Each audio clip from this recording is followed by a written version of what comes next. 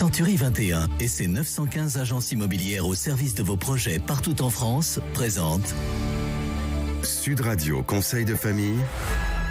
C'est l'heure de retrouver Conseil de famille. Bonsoir Stéphane Moller. Bonsoir Philippe Rossier. Stéphane, vous êtes associé au sein du cabinet VIA et nous nous retrouvons chaque soir pour parler finances, immobilier, droit de la famille.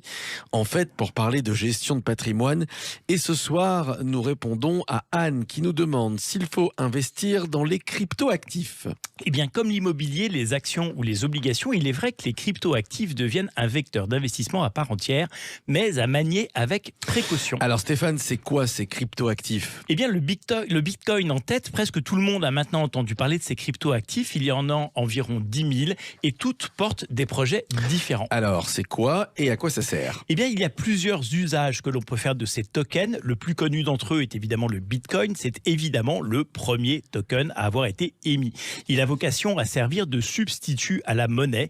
Il a d'ailleurs été créé en 2009 à la suite de la crise des subprimes, avec pour ambition de créer une monnaie décentralisée, c'est-à-dire non dépendante des banques centrales, si un jour l'économie devait s'écrouler, un peu comme l'or d'ailleurs. Et il y a d'autres usages possibles pour les tokens ? Oui, ils sont en fait un vrai mode de financement des entreprises. Ils permettent de développer le capital risque à très large échelle en permettant à chacun d'investir des sommes minimes. Expliquez-nous ça Stéphane. Eh bien, imaginons Philippe que vous et moi ayons envie de développer un projet d'entreprise. Mais nous n'avons pas le premier euro. Il nous vient alors à l'idée de prévendre les services de notre future entreprise. Avant même sa création, nous allons vendre des millions de tokens, des crypto-actifs, et avec l'argent récolté, nous allons pouvoir développer notre projet. Donc, nous finançons notre projet d'entreprise en vendant à l'avance un service qui n'existe pas encore. Exactement. Les gens qui ont acheté un prix très préférentiel nos tokens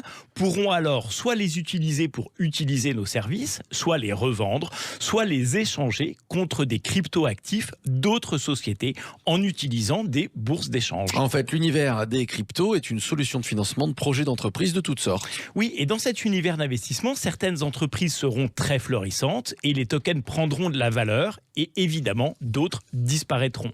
Comme sur le marché des actions, il convient de choisir ses investissements avec parcimonie. Stéphane, y a-t-il d'autres usages pour les crypto-actifs ? Il y a des milliers d'usages possibles et c'est ce qui rend cet univers aussi passionnant. Certains tokens ont pour vocation de devenir une alternative aux monnaies réelles, permettant d'acheter des biens de consommation classiques, comme le Bitcoin, d'autres une alternative au capital risque, d'autres servent à assurer la traçabilité des informations.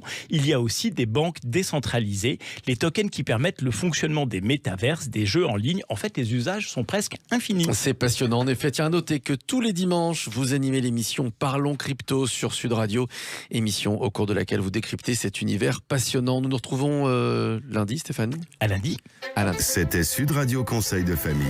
avec Century 21 et ses 915 agences immobilières au service de vos projets partout en France.